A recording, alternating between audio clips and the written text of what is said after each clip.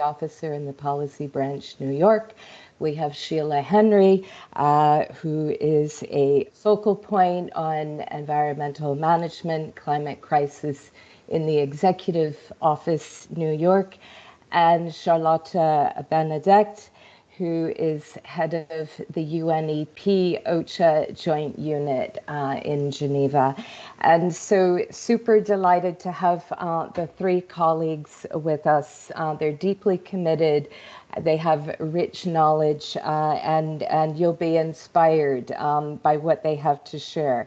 And so just to focus our discussion today, we have a number of learning outcomes for this session. So firstly, it's really that we hope you'll be equipped to explain how the climate-related disasters interact as drivers with the work that we do in responding to humanitarian need, and also in light of the growing humanitarian needs.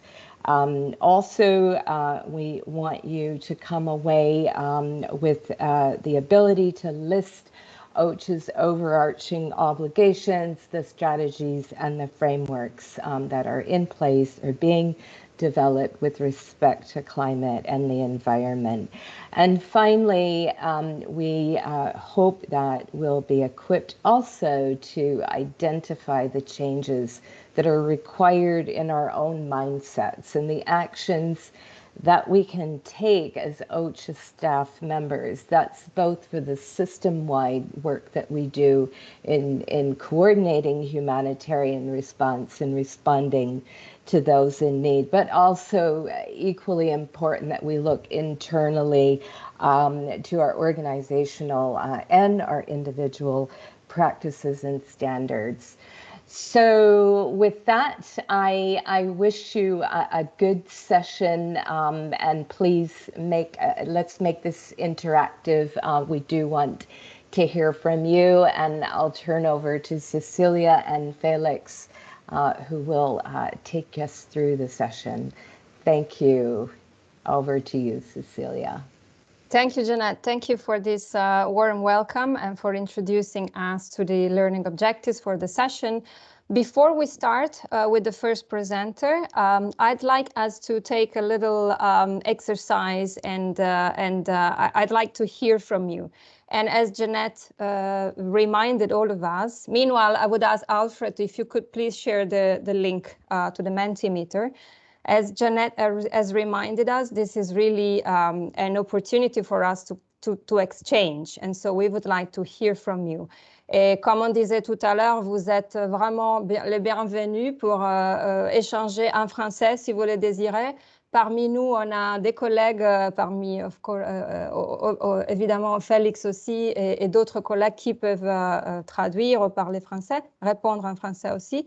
So please feel free to interact in whatever language you would like. The important thing is that if you have something to contribute, if you have a question, if you have a comment, please feel free to write it in the chat. So you will see on the screen now, we have a first question for you, and I have the French equivalent in the chat. So we would like to hear from you, how does the climate crisis and environment impact on your work in humanitarian action? If you could please give some examples from your country operations and context. As I think Jeanette mentioned at the beginning, this is an important topic, and we are addressing this topic as part of the first unit of the HCFP, which indeed talks about situational awareness and the humanitarian ecosystem. And you were also requested at the very beginning to describe a little bit the context in which you work. So I think this question is really related to that first introduction that you did. So we are really curious to hear how climate crisis and environment is having an impact and is influencing on your work. So if you could put your inputs either in chat or in the Mentimeter tool, we are very grateful for this, and I can see that we start to have the first input. Just allow me to put my glasses on. So we have Syria, a colleague, we notify humanitarian movement in Syria on behalf of partners to the parties to the conflict, and this movement include different missions as food and delivery. In hard weather conditions, most of these movements are canceled. Okay, so it's the weather that is impacting on the delivery and the movements. Harsh weather in northwest Syria. Winter has been very hard on people in camps. Yes, increase in the frequency and intensity of drought. And other extreme weather events. Climate change is a top driver of humanitarian need and human suffering, particularly for the poorest country. Yes, indeed, the impacts threaten to deepen already wide inequalities. Correct. And many of small islands, developing states that we work with are at the forefront of the impact of climate crisis. And results some of the OCHA's work in Barbados. Yes, then we have recurrent drought in Somalia, cyclone in Somaliland, floods affecting the already strained IDP camps. Yes, very, very interesting contribution so far. And please feel free to use the chat as well if you have more. In Yemen, number of areas affected by floods are in rapidly increase. Thanks for this. We have Venezuela, impact of the climate and specifically the rains and floods in Venezuela caused emerging needs that made the situation of people already affected by the pre-existing situation more difficult. And then we have Cyclone Nargis in 2008, wiped out almost the whole community in Delta region. Yes. Poor African countries bear the brunt of climate changes. Prevailing drought in Somalia is related to climate change. Yes. And then we have Zimbabwe. Zimbabwe floods and cyclones are persistent drought impact on the vulnerable people in the country. Yes. Super. I think this is really interesting to hear from you, and I believe this really it's an excellent. And thanks for keeping on adding your inputs. I think this is an excellent starting point for I think our first presenter to pick up some of these points and take us through some of the key messages that were highlighted in one of the recent reports. For OCHA. So Quinn, I would give the floor to you if you could please take us through these key messages. So please, thank you. Great. Thank you very much, everyone. It's a pleasure to be here with everybody to talk about this really important topic. And I'm just going to wait for Cecilia to put the PowerPoint up. And then I can start through the slides. But just so you all know, my name is Quinn. I'm in the OCHA policy branch. And for the last few months, close to a year, I'm embarrassed to say, I've been working with a small team on a climate crisis report. As you all know, or may know, the prior USG had asked policy branch to work on this report. And as you know, this current USG has said on several occasions that the climate crisis is a priority for OCHA. And I think the report that we've been working on and is due to be released next month really speaks to the challenges that you've all have already raised in this discussion this morning. You know, the frequency of the droughts, not the flooding, the severity of droughts, you know, the real impact of climate on our day-to-day work. And many of these impacts are irreversible, and they threatened us, they threaten to grow to an unprecedented proportion. And as humanitarian workers, you all are on the front lines of this, and you're seeing the impacts, particularly in fragile contexts where we work. In the next slide, you'll see this is the report that we're working on, and that should be launched next month. It's basically 5 chapters talking about the actual trends and the cost of the climate emergency, how the needs are growing in humanitarian contexts, the actions that we need to take as humanitarians to really address this crisis. And then conclusions, of course, recommendations about how we go to the next step. And finally, an annex that's really quite comprehensive about the intersecting and compounding challenges in humanitarian contexts. So what is it that threatens our communities that we serve. In this next slide, you'll see that, you know, what are we talking about? We're in a world right now that is 1.1 to 1.2 degrees warmer. We're already struggling to keep pace with dramatic rise in climate-related disasters and humanitarian needs. 98% of new internal displacements in 2020 were caused by climate-related disasters. 15.7 million people are acutely food insecure in 2020 due to extreme weather events. You know, it's not hard to see the effect on our work and the growing need that we have. And what about in HRP context? What about in the places where we work? We can see that in Notre Dame, the University of Notre Dame, they do a, it's actually the next slide, Cecilia, we're on the next slide. Yeah, that one, perfect. The University of Notre Dame they do a list, a compilation of the most vulnerable countries to climate change. And by vulnerable, what they're talking about are countries that are most affected by climate disasters and also have the least ability to cope with those disasters. Of the top 15 countries in that Notre Dame index, 12 have had a humanitarian response plan. And in some cases, those humanitarian response plans have been in a protracted crisis, right? So these are countries that have had an HRP for 10 to 20 years, and then they're also now being recognized as being the most vulnerable to climate change. What are we seeing in our context? As you all have mentioned already, we're seeing a huge rise in drought and floods.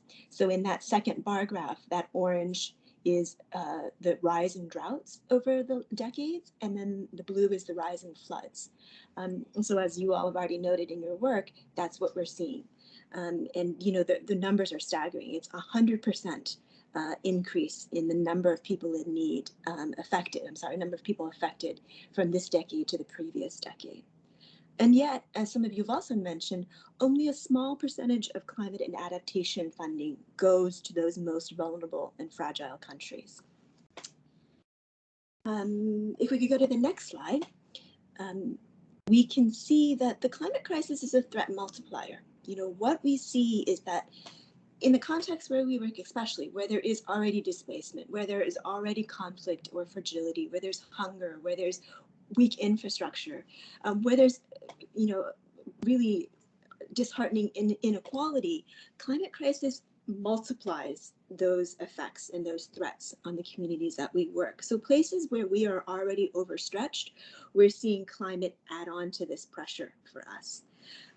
You know, in the most vulnerable countries where we work, you know, like I said, 12 have had an HRP. 12 of those receive funding from SURF countries. Public health emergencies due to COVID have exacerbated our needs. Disaster-related displacement has quadrupled since the 1970s. So it is this compound threat that really is, you know, even though we talk about climate as a theme, the fact that it interacts with all of these other themes that we work, all these other priorities that we have, is what makes the need for us to have a more novel approach to how we deal with the climate crisis. So the next slide, you know, we've been talking about the places where we do work, where we do have an HRP. What we're also seeing is that the climate crisis is creating new hotspots that will further increase humanitarian needs in places where we may not have an HRP, right? We're seeing a rapid proliferation in flash appeals, regional response appeals, SURF allocations, and these are outside of countries where we have an HRP. So if you look at this map, for instance, you can see Africa goes from being orange to bright red. South America goes from orange to bright red, and this is predicting droughts, what we have now in 2020, so that's the set of maps above, to what we can expect to see in 2050. And you can see the whole world is red, which is quite frightening. But of course, you know, the countries that are least able to cope with that, you can see that the threat is really, really increased for them. So in this next slide, what does this mean for us? What does this mean for humanitarians? One, we see increased need where we work because of this compound multiplier effect of climate. Two, we can expect to see more need in places where we don't work frequently. So, you know, in the Vietnams, in the South Americas, in the small island developing states, we can expect to have more need in those places. And then as the world heats up, we can see that it's going to get worse as well, right? If we don't hit the 1.5 target for keeping global warming to 1.5, we can see if we're on this we're on a trajectory where we're going to heat up to about 2 degrees, 2.2 degrees more. And at that trajectory, we will have a runaway global humanitarian crisis. That's what we think will happen if we don't take action now in this decade, right? We really can't wait because many of the countries that we work in, mitigation is too late. We are at a stage where the countries where we work urgently need adaptation. Okay. In this final slide that I have, what does that mean for us as humanitarians, for the development communities? You know, well, we consulted with, I would say, nearly 100 people for this report. And by and large, everyone we talked to said that it's time for a bold shift in the way that we approach our work, right? Humanitarians have traditionally been in a mode where we respond to emergencies. But as we've seen in the previous graphs that I've shown you and maps that I've shown you, is that we won't be capable of responding just to emergencies. The needs are far outstripping our abilities. And so therefore we have to be more, we have to contribute, especially in these fragile contexts where we work, to the adaptation and the resilience of communities so that they can better withstand shocks and then also be prepared for the shocks that are to come. In that sense, we think that there are 5 shifts that we need to make in both our mindset and our approaches. First, we need to act early. Doing this will save more lives, protect communities better. We need to act over the long term, helping communities to build their coping capacities and therefore reduce the vulnerabilities to future disasters. You know, doing these annual plans that we do is probably not conducive to dealing with a climate crisis that has impacts that are not, you know, that can't just be measured in 12-month cycles. We have to work together with others, you know, because climate intersects with conflict, because it intersects with socioeconomic indicators, because it intersects with urbanization and rural communities development. We have to work with others to really address the magnitude of this problem. You know, the compound problems require a compound solution. And so we do have to work with others. We have to act inclusively. And as many of you have mentioned, the impacts of climate change are disproportionate on the communities who have least contributed to climate change. So just like with the COVID-19 response, where we saw a disparate impact on vulnerable communities, minorities, women, children, we see that with climate change. People who are going to be affected by this tend to be marginalized and neglected communities, and we have to put their needs at the center of what we do and at the sort of the top of the list, right? Because their impact is going to be so high. And finally, as humanitarians, we need to act as advocates and translators for these most vulnerable communities. We have to find a way to sort of galvanize action, global action, not just around mitigation, not just around COP26, but around these communities who are the most vulnerable. And finally, on this last slide, I think, you know, what's really important, sorry, if you go to the last slide there, what's really important is that the effects of climate change are irreversible. And now is the time that we meet the $100 billion target for climate financing and adaptation financing, and we make sure that that money goes to those who most in need. And that humanitarians have a responsibility not just to respond, but also to contribute to the resilience and the adaptation of these communities, because responding is never going to help these communities get ahead of the crisis, really. So that is a brief presentation. I hope that was brief. And really, I think if we go back to the previous slide, Cecilia, this might be a good jumping off point then for what it is that we're going to do as OCHA to address climate change and how we're going to start shifting our mindset and our approaches. And for that, I will hand over to Cecilia again to take us to the next presenter. Thank you very much, and I look forward to Q&A after this. Thank you, Quayne. Thank you very much. And before we move on with the next presenter, Sheila, we would like to pause again exactly here on this slide when you highlighted the number of mindset shifts and approaches that need to change. And so I would ask Alfred if you could please show the Mentimeter link again. We have another question we would like you to reflect upon. And meanwhile, if Felix could also help me, because we have a good and very long contribution by one of our colleagues in Mali, Ibrahim. Ibrahim is providing an example from his own context. So I don't know, Felix, if you could just summarize in a few words for the colleagues who do not speak French, if you can, thanks. Meanwhile, okay, the colleagues are welcome to start putting in their inputs. Thank you.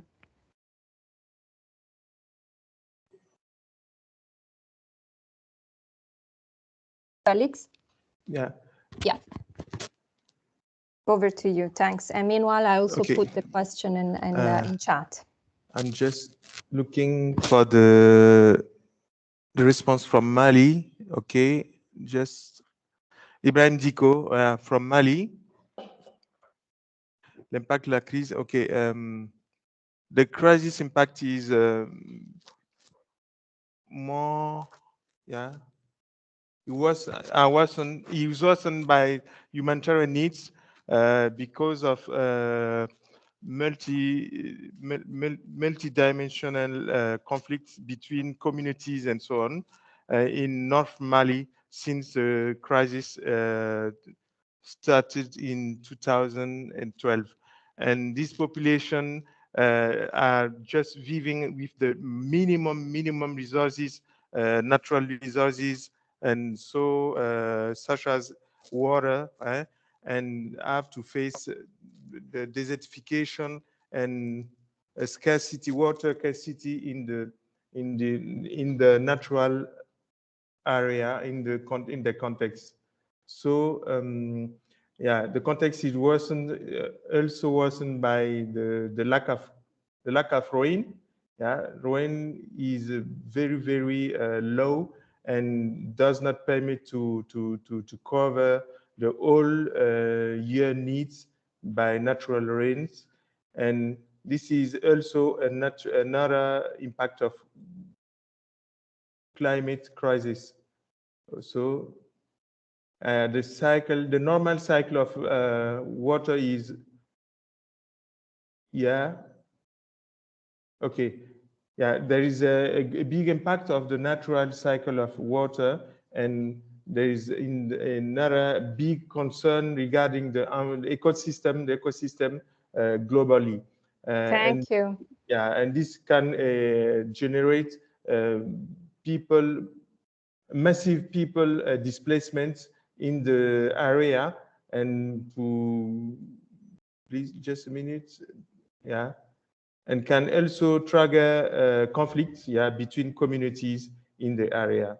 So I'm just trying to, yeah, okay. Okay.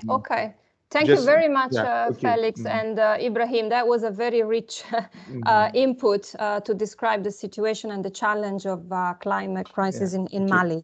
This is really excellent input. Thank you so much. And thanks, Felix. Now, let's move for the next few minutes, couple of minutes. If you could share on some of the existing good practices and the possible actions for OCHA. And I think we have been inspired by the last slide from Quayne, she was highlighting 5 areas of mindset shift. Yeah. So anything that you'd like to share at this point, or we can keep this for later, after maybe we have heard from Shilak, if you don't have any ready contributions. I can see something is coming. So anticipatory action and the AA pilot project in different countries and with different actors. I don't know what AA stands for, but I assume you must know. And then we have another contribution from, I don't know which country. The current localization agenda is a good practice to continuing developing. Yes, so the localization. Coordination between OCHA, civil military coordination and partners and cluster. Possibility action could be to establish a monitoring system to assess the threat and have early warning system in place. With contingency plan, we have OCHA Sudan started with an anticipatory and prevention action to combat drought and its impact on the situation, humanitarian situation. We have emergency response preparedness plan, simulation of climate crisis and populating responses. We have actually quite a number of good practices and possible actions. So this is really excellent. Trigger evaluation. And I have some more that I can't read, but this is really interesting to hear. And oh yes, thank you, Florian. AA, it's anticipatory action. Thank you for this. So with this, I would turn it to Shilak, and Shilak is going to take us through some of the key obligations, overarching obligations for OCHA. So we really take this, we continue to, let's say, our journey today with some of the key messages to give us a sense of the urgency. And now we are looking at OCHAs and what the obligations and what some of the tools and the resources are available. So I will now hand over to Shilak, and I will share again the PowerPoint, which by the way, I hope that everybody is able to see the slides. And if not, please let us know. Over to you, Shilak. Thank you, Cecilia. And if you could send to me those input that you just got from everyone in terms of good practices. I will share with everyone, including the slides, by the way. We'll share slides and your contributions. Thank you. Yeah, I'd like to include input from everyone across the field as we go, because OCHA's involvement specifically in climate and environment is blossoming at this time. Quinn in the policy section, they've done several papers over the years, but we haven't really had a strong emphasis on climate environment until now. So we're gathering as much input as we possibly can. So everything that you can provide is also helpful. We have also been working on the last 3 or 4 years. I've been working with key actors in the Secretariat to finalize our overarching obligations that we will have until 2030 in terms of what our requirements are for Secretariat mandate that we reach. So these are some of the first one, for example, the Humanitarian Charter is signed by the USG, and the remaining are Secretariat level guidance that also includes the full UN and are approved by the Chief Executive Board, so are mandatory for the Secretariat system. So the first being the Humanitarian Charter. It was signed just recently. We were the second UN entity to sign the charter that was developed by ICRC and IFRC to really galvanize and steer some collective action towards the response to the climate crisis. Another is the environmental strategy. This was developed also across the board under the Environmental Management Group, which is representatives, high-level representatives from each of the UN entities, agency, funds, and programs. And this is to confirm internally that we are meeting specific objectives when it comes to the environmental management of the UN. We then have the Climate Action Plan, which aligns our operations with what is the requirements that are laid out by the IPCC, as well as the environmental strategy in the arrow above, and within the relevant Secretariat entity mandates. Now, the Climate Action Plan is only mandatory for Secretariat, not agency funds and programs. The Environment and Social Sustainability Strategy is the latest that we have just completed and has just been signed off by CEB.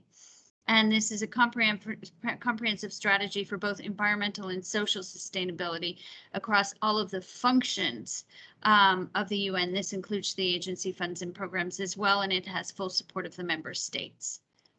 So the next slide will show us a little bit on the Humanitarian Charter. I'm not going to go through these, but the Humanitarian Charter has 7 goals, I suppose, or commitments that each of the there's over 200 entities now, or organizations and UN entities that have signed up to this. We're now also looking at getting member states and support from others along this line. So it's really about, similar to the key messages that Quinn referred to, it's also for the humanitarian community. What are our key messages and commitments going forward? So the next slide shows us a little bit in terms of what it's called is this is the environment strategy.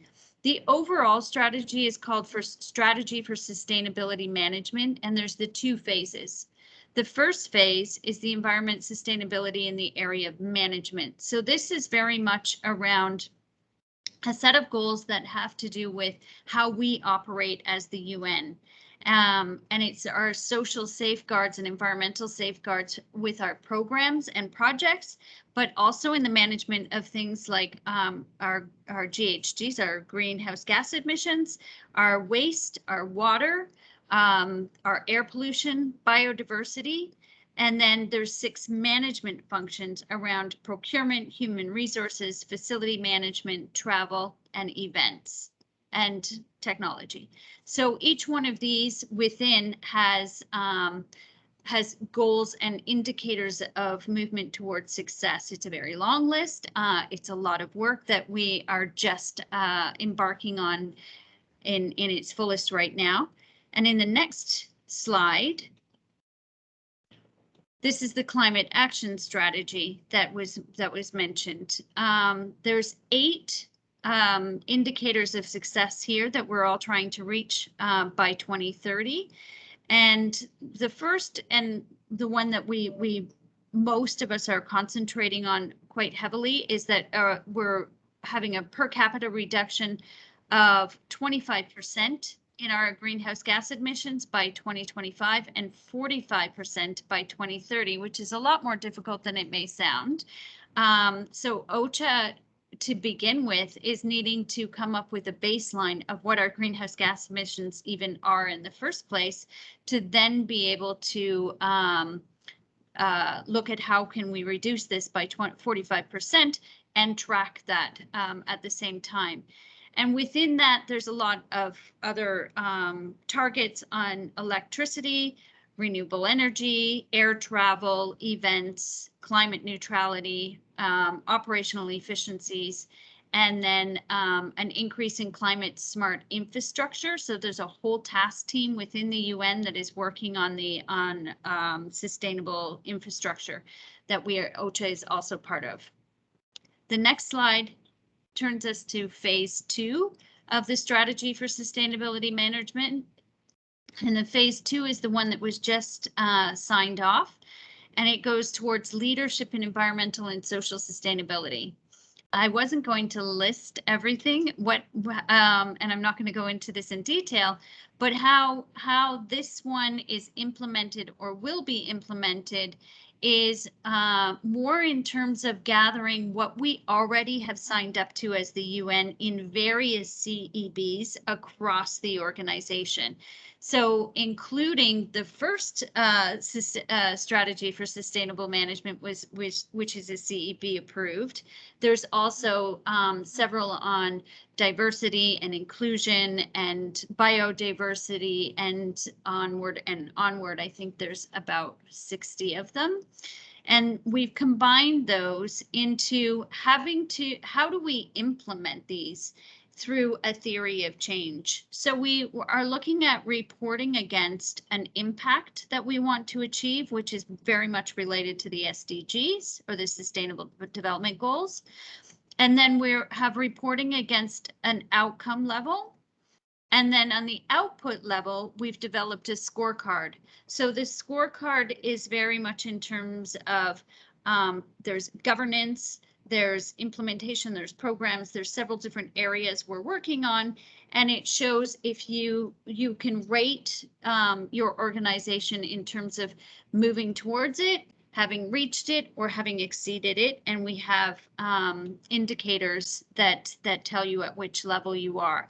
And we are looking very much at trying to ensure we have transparent and annual accounting per entity annually. And the next slide.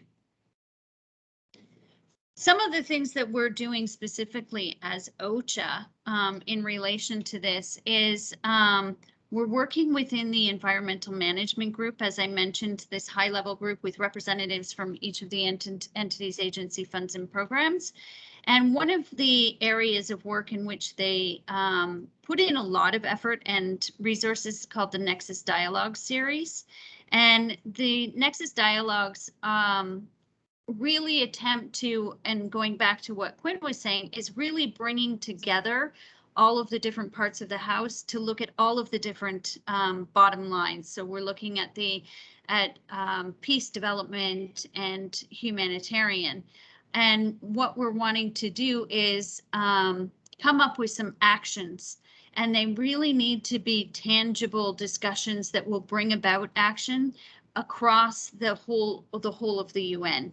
So OCHA has put forward a Nexus Dialogue that we would like to facilitate, and it was approved by the Nexus Dialogue series that we're doing in partnership with UNEP, with UNFCCC, and UNHCR. It's understanding the consequences of the 1.5 degree temperature rise on United Nations programmings. So what we're hoping to be able to do is take something like the report that Quinn has presented to you, along with all of the research and analysis that has been done in the development sector, as well as in the peace and security sector, and really determine whether or not, as the UN, we are ready for the consequences of a 1.5 or higher temperature change, and what do we need to do to prepare ourselves or to better operate within that context. So those are starting within the next couple of months. We're still working with our partners to outline the best way forward. We're looking at probably about 8 dialogues. In the next slide, one of the things that is a mandatory target in the first environment strategy is to have an environmental management system at each entity level. So we're now working on our environmental management system, and what that entails is looking at how do we operate that allows us to work more effectively and efficiently for the environment. So it ensures that we have appropriate reporting and monitoring, tracking, leadership, resourcing for what we need to accomplish in the environment. And then overall, it looks at our context, and then also includes the development of an environmental and climate strategy, which we're also working on.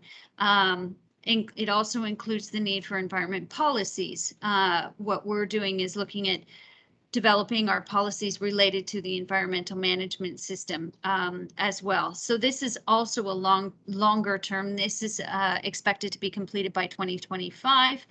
and will probably take us that long, but we've been working on this for a little over 2 years now, so hopefully making a little bit of headway. And next, we're also working on an environment and climate dashboard. This is one of the reasons why I wanted to get some of the input from you that you have put in the last Mentimeter, is that we're mapping not only the impact that we are having on the negative impacts potentially through our programming, such as wastewater or diesel use and greenhouse gas emissions, etc. We're also looking at some of the initiatives that we're taking that can help to mitigate that. Some of the initiatives we're taking that will help to do no harm at our beneficiary level, and also potentially increase and be positive impacts overall. So that dashboard will be somewhere where we'll put OCHA's best practices, as well as a measurement of our environmental footprint. And the next slide, I'm almost done, I swear, is just to show you that we are working on environment and climate action. And as Quinn also mentioned, this need to be more transformational in our ambitions and more integrated in our thinking. We're trying to do that internally in OCHA as well. So we have integrated, or we're looking at how we're working on environment in each of these areas. So we do have a joint environment unit, and I'm not going to go into that. Charlotta will speak about that next. But as was already mentioned by somebody, we're doing an anticipatory action in our humanitarian financing. We have a really strong strategic communications and advocacy side of things, where our strategic communications branch runs the humanitarian environment Trello board, and is also on the IASC communications working team for the environment and climate advocacy. Policy, as Quinn has already mentioned, the work there, and of course in operations. On the coordination, planning, monitoring, and reporting side of things, a lot of the work that I do, as has been mentioned, falls in that area. We are trying to better coordinate all of what is going on in these areas. And if you'll see in the next slide, this is where we're hoping that people will be able to get involved in this type of thing. So we do have a Teams site that is open to everyone. So if you look on your Teams and you search for OCHA Climate and Environment, you're more than welcome to join that site. We're having discussions where it has been a little bit silent over the last couple of years because of COVID, but what we're trying to do is to revitalize that now and look at a lot of what is going on in the field, do some best practices, some networking across the country offices, and start talking a lot more about what can be done even at the simple level of reducing plastics and papers, right up to the more complex levels of how do we better improve our humanitarian coordination system with environment in mind. So please do get involved, and I'm going to switch it over back to Celia again, who will introduce some more specific components of OCHA and get a little bit more into the detail. Thanks, Sheila. Thank you very much. That was very rich and very, very useful. And I would just invite colleagues to get involved. And Sheila, maybe you can share the link of this website on the OCHA SharePoint. Maybe it's easier if you share the link in the chat. I can but definitely, yeah. Thanks, but definitely, colleagues, I would invite you to be involved if you have an interest. Can we pause for a couple of minutes and see if there is any question, any comment that you would like to make at this stage? We will have Charlotta to take us through the Joint Environment Unit in a few minutes, but let's maybe take a few questions, a few comments. Quelques questions, quelques commentaires.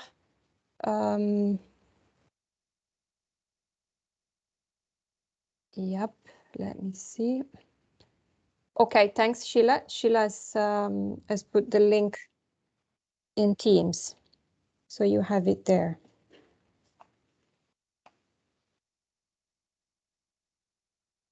Est-ce qu'il y a quelqu'un qui veut poser des questions ou faire des commentaires?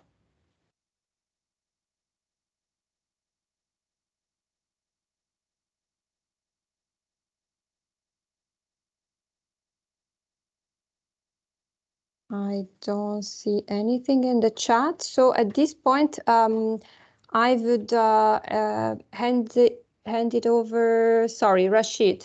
Is it possible also to share the PowerPoint with the team for reference? Yes, indeed, Rashid. We will share all the PowerPoints with the respective links as well. So no problem with this.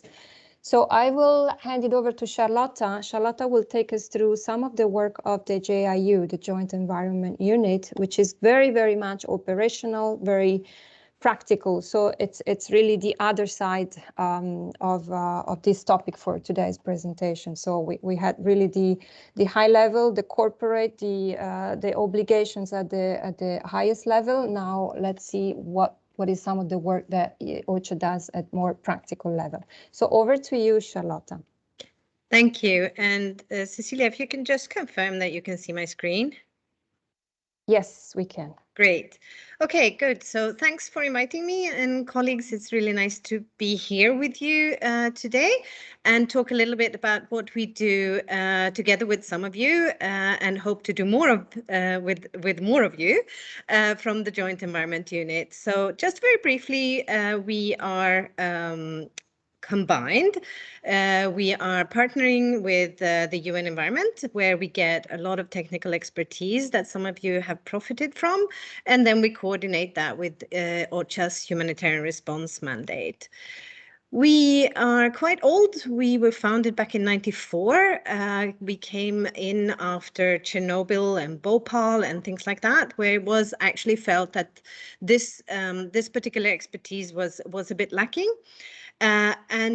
We do have, so we have two pillars, and I'll speak to the first one, which is response, and then I come into what we do with the topic that's more related to what we're talking about today on the environment, sustainability and climate.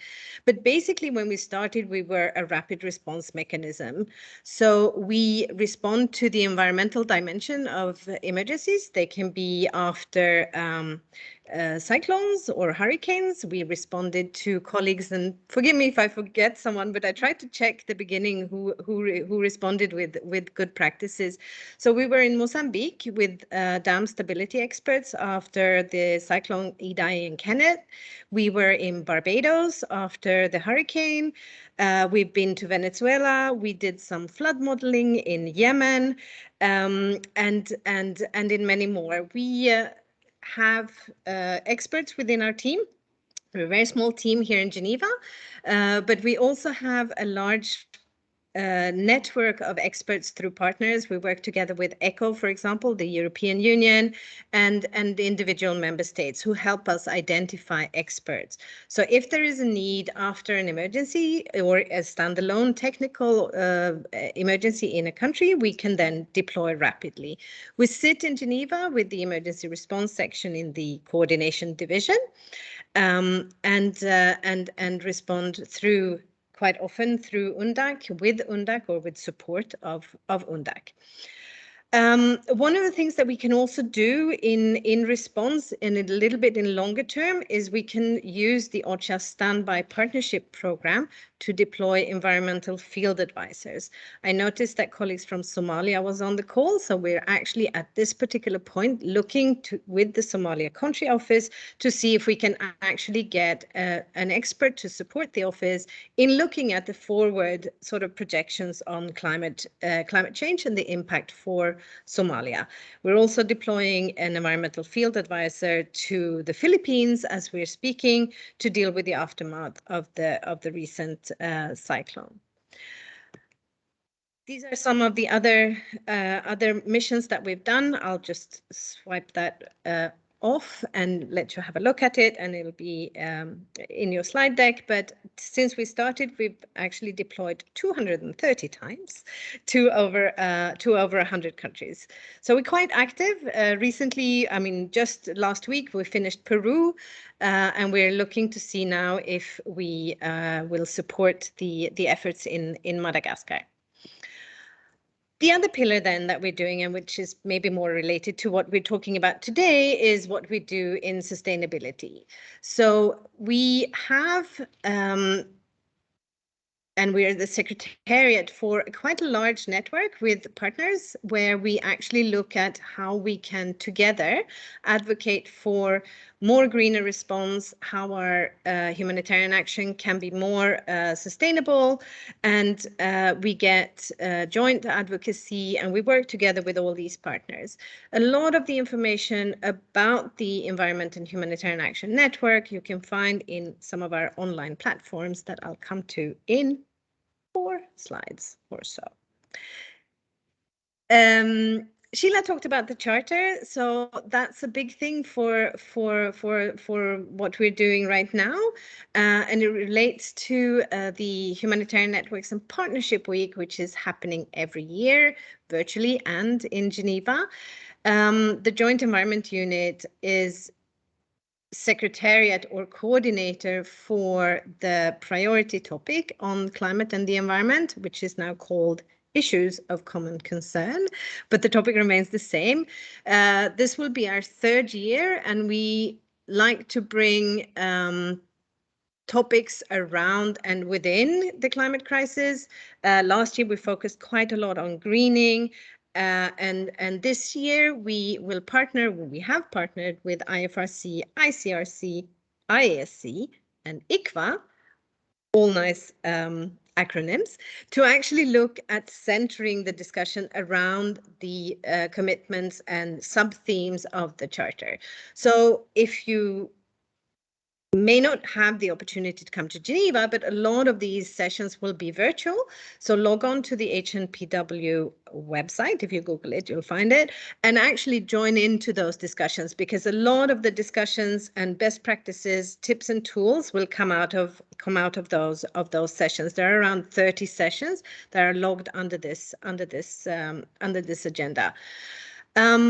We also work on packaging and sustainable packaging. We have a joint initiative with USAID, WFP, and a lot of the other sort of heavy footprint agencies and programs, and looking at how we can actually look at waste and packaging and make it a little bit greener. So that's something that's also ongoing. Another thing that I wanted to just mention, and colleagues, if there are colleagues from Chad, Burundi, and Sudan, they probably know about this. I'm mentioning it because even though it's a past project, it is actually looking at something that we want to expand on and that we want to continue. So here we've partnered with UC, WFP, UNHCR, UNICEF to look at how our humanitarian activities impact the environment. So you'll see on the screen, you'll see it starts from very green and then it goes really not very nice, not green. And this is a camp, I don't actually remember exactly which one it is, but it is in one of those countries. From the JU, what we've done is we've done part of the satellite imagery. We do the analysis of it. We've used artificial intelligence to kind of create models. And then you'll see some of our more operational partners have then come in with some climate resilient sort of activities in cooking and in fuel technology, solar system, et cetera, et cetera. As I said, we're trying to see if we can actually expand this project to other countries and other regions as well.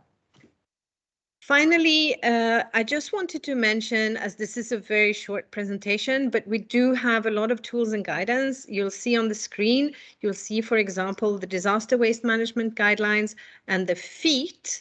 The FEAT is a flash environmental assessment tool. These are typically very much used in emergency response. The FEAT will enable anyone who, without any particular sort of environmental knowledge, to go in and do a rapid assessment of chemical installations, et cetera, and it provides mitigation tips. So those are very much used in emergency response. And then we also have the NEAT, the Nexus Environmental Assessment Tool, which is a rapid screening for humanitarian operations. So it's very much used by our operational partners if they want to set up a new camp, move a camp, or enlarge any humanitarian operation. The NEAT will take you through a set of very simple questions and then provide very complicated algorithms in the back end to come up with sort of a traffic light system of green, orange, and red risks, and with some mitigation tips. All of this and more you will find on these two platforms. So we in the JU, we operate two online repositories. One is the EE Center, which is more sort of environmental emergency geared. You'll see on here that we actually had a big section that we put up in COVID, which related a lot to medical and hazardous waste, but also to other tips.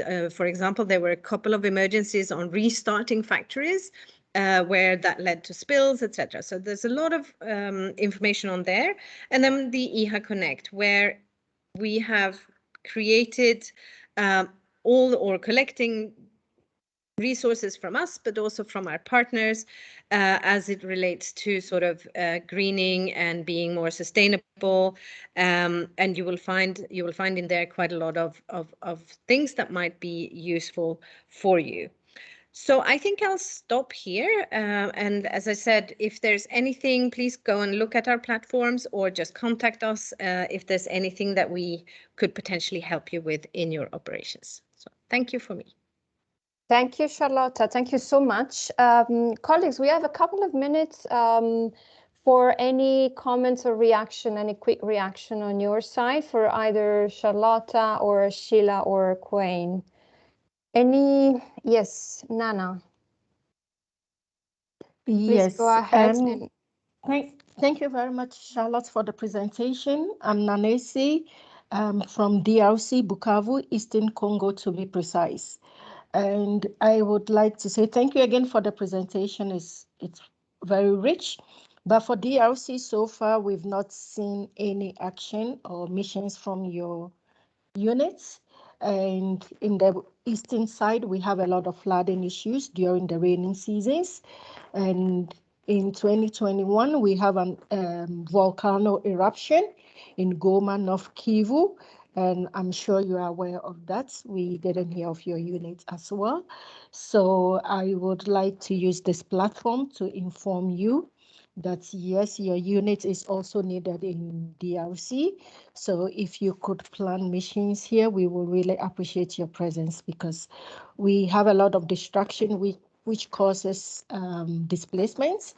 We have rivers and the lake overflowing their banks during the raining season. So if you could please take us into consideration in your field missions. Thank you. Thank you. Thank you, Nana Ezi. Thank you so much. Any other comment, quick comment, because we are just going over time. But any reaction before I leave the floor to Charlotte if she wants to respond to Nana Ezi's point. So we have Randy from Barbados, so no question from my end, but I think Charlotte's presentation was very comprehensive and see how valuable and timely their contribution has been. Yeah, to the Saint Vincent volcano. Thanks, Randy. And here you have a lot of other requests. We have second your comment and requests from here in Sudan as well. Charlotte, do you want to quickly respond? I see that we have Shedna. Maybe let's take Shedna, if you have a few seconds more, and then I give the floor back to the colleagues for the closing. Please, Shedna. Allô? Oui. Allez-y, Shedna. We have really few seconds. Please go ahead. Dans votre présentation que vous avez des experts dans des pays, surtout après des catastrophes naturelles. Je voulais savoir... Un peu plus fort, s'il te plaît. Oui, oui, allô? Yes, go ahead, Je voudrais Shetna. savoir si vous avez des experts en Haïti, surtout après le 14 août, le tremblement de terre du 14 août, pour travailler sur l'impact de cet désastre naturel sur l'environnement.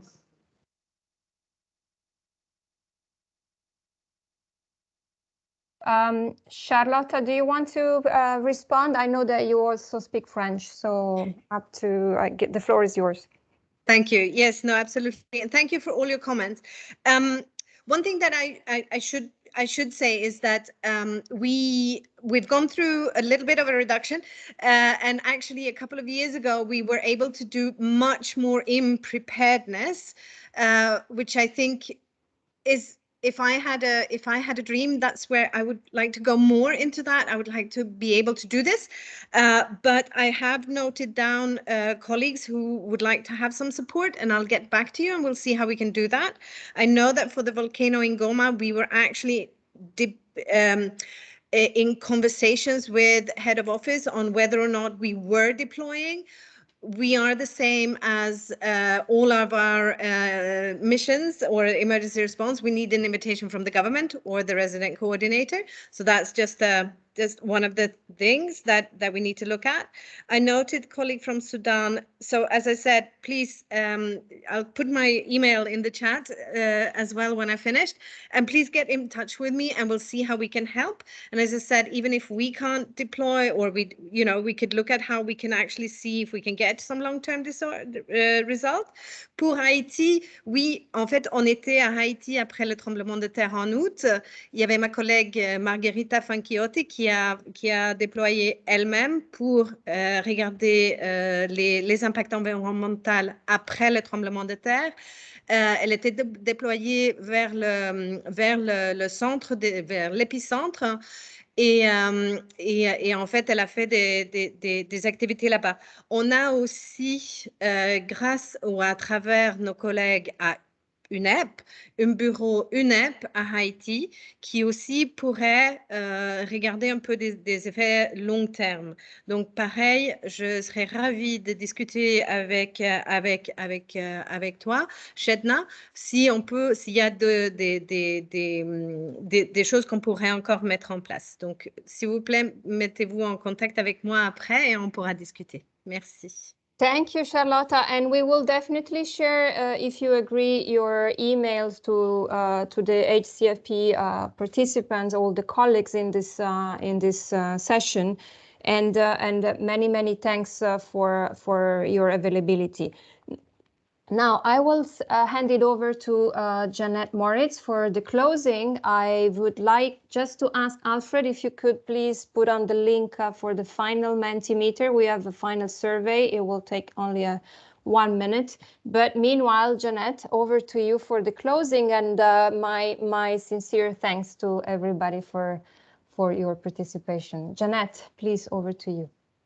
Thank you, Cecilia, and thank you, colleagues. I believe this has been a really important conversation, also taking into consideration the outcomes that we set out for ourselves, that we would really use the opportunity to learn more on the issues, the frameworks, the policies, and very important on the actions that we can take in our role in OCHA, so from a whole of office to then the system-wide, the operational processes in humanitarian response, and then looking at the organizational level and our own responsibilities. I want to say a huge and deep thanks to Quinn, Charlotta, Sheila.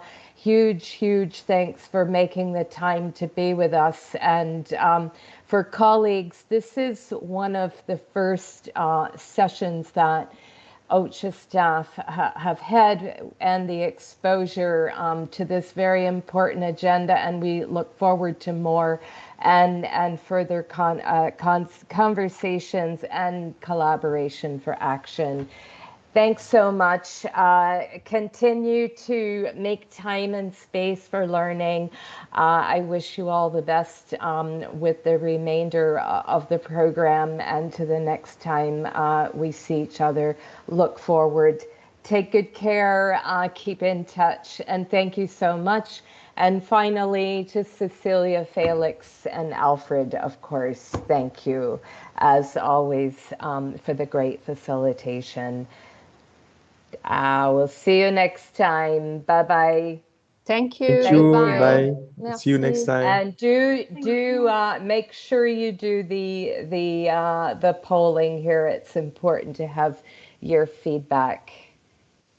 And it looks like this success, the session was a success.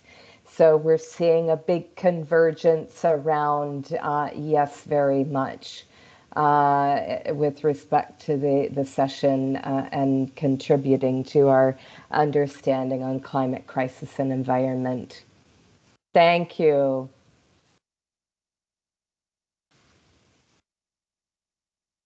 Thank you. Thank you. Bye bye. À la prochaine. Merci. Bye.